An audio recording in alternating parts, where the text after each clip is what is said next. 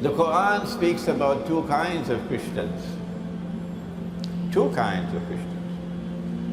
Who are those who in Akhir Zaman will be the closest in love and affection to you Muslims? Allah speaks in Surah Al-Ma'idah, which is the 5th surah of the Quran. And He says, لَتَجِدَنَّ أَقْرَبَهُمْ مَوَدَّةً لِلَّذِينَ آمَنُوا الَّذِينَ قَالُوا إِنَّا نَصَارَى. Every single word in the Quran is so powerful. So we can see clearly who are the Christians. And you will most certainly find in time to come that you will most certainly find at that time when the Quran was revealed and in the future. Now listen carefully. That there will be a Christian people in time to come who will be closest in love and affection for you, Muslims. Why?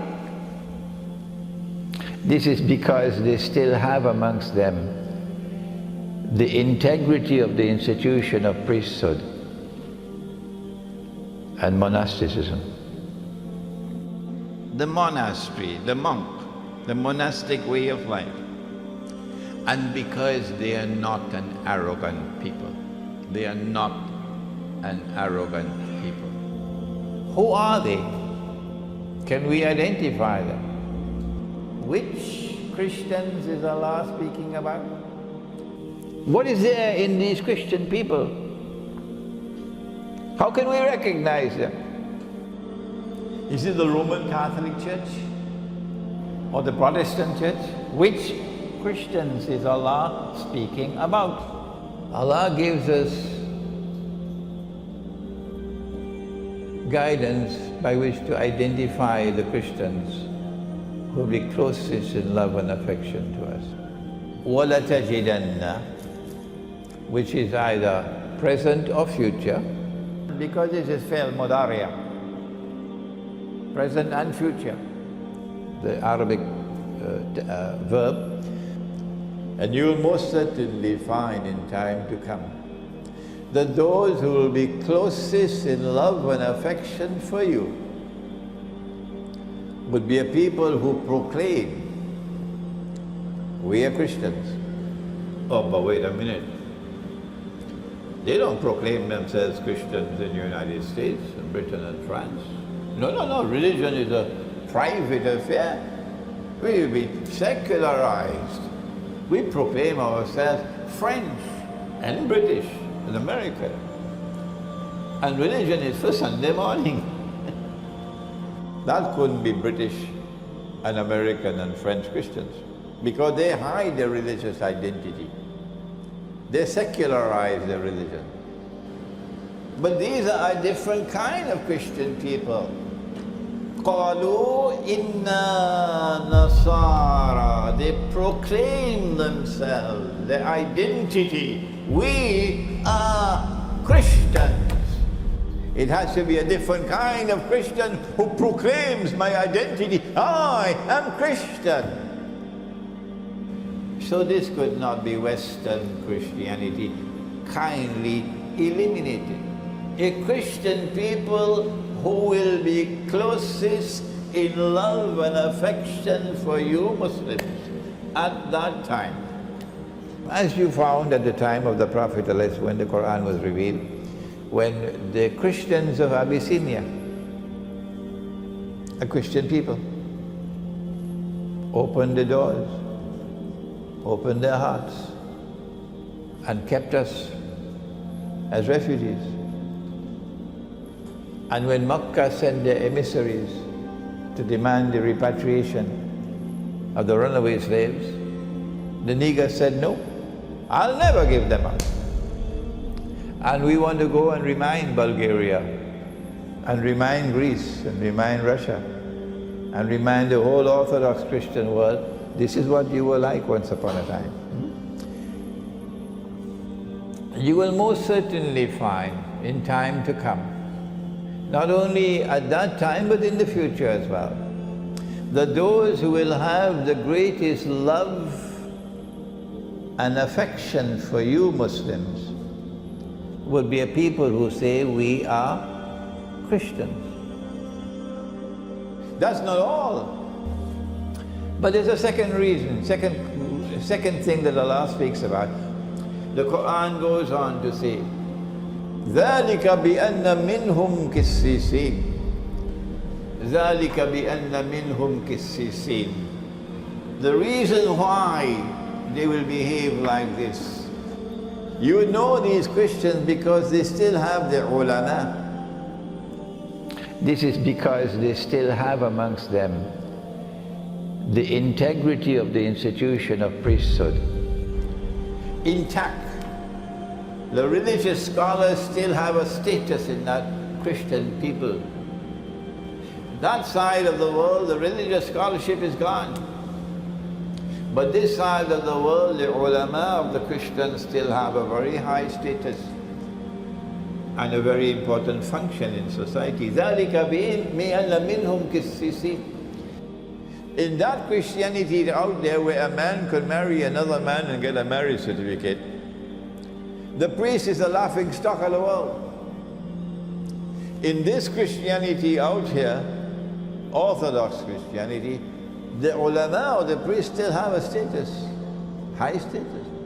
And then Allah goes on to say something else, a third thing, وَالرُّهْبَانَ ذَلِكَ بِأَنَّ مِنْهُمْ كِسِّسِينَ وَرُهْبَانَ. There'll be another way you can recognize these Christians.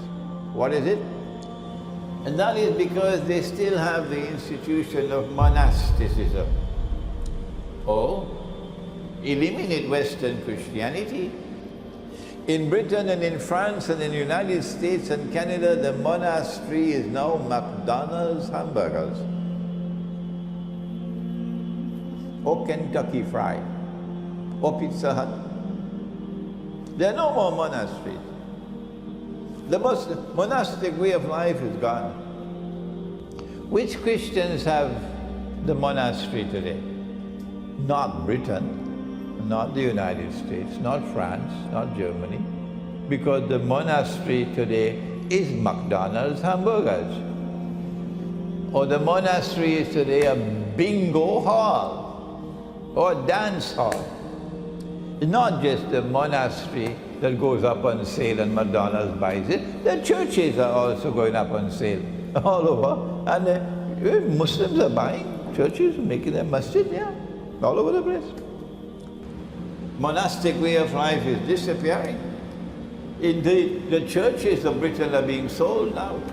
Masajid are coming up where there used to be a church. 4% of the British people now go to church. Britain is essentially an atheist country. But these Christian people still have monasticism. But in this part of the Christian world, the monk still has an important place. The monastic way of life is still treasured, which is why Kosovo is such a difficult problem. Because Kosovo is the heart of the monastic life of the Orthodox Christian. And the Ottomans knew that. And Bill Clinton knew that very well at Daytona. Oh yes, he knew it. They're devils. So this is the Christian who will be the closest in love and affection for you. Which Christian people is Allah talking about? So you have to look for a Christian people who are still holding on to the monastic way of life. Where are they? Who are the Christians who to this day are holding on to monasticism? Even if you perceive them to be hostile to you now because of past grievances, the Quran cannot be false. You can change their hearts and tomorrow they'll be the closest in love and affection to you. Yes. I hope Egypt is listening. So you'll identify them, you recognize them because of the institution of monasticism. And then Allah says a fourth thing about them. But one more thing by which you can recognize this Christian with whom you will make an alliance. وَأَنَّهُمْ لَا يَسْتَكْبِرُونَ وَأَنَّهُمْ لَا يَسْتَكْبِرُونَ. They're not an arrogant people. They don't want to rule the world. It's because they do not have arrogance stamped on their forehead. These are not a Christians who want to get the whole world to become carbon copies of themselves. Huh?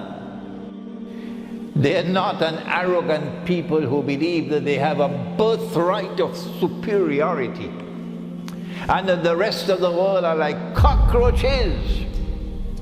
They're only natives, and we have the burden to civilize the rest of the world. You can't study international relations and study the history of international politics without coming to face with this arrogance. The colonization of the rest of the world so that they can civilize the rest of the world. This is not Orthodox Christianity, not at all. Christianity of the West, you know it. You know Christianity of the West? Very easy to recognize it. It is a Christianity which believes in a fellow with a very big beard. The only one allowed to keep a beard. Everybody has to shave off their beard. But he's allowed to keep his beard. Big, big white beard. And once a year he comes on a reindeer flying through the sky. Yeah. And he's in every shopping mall now, every shopping mall. This is the Western Christianity. And they celebrate their Christmas on December 25th, but not the other one. The other Christianity does not have Christmas on 25th of December.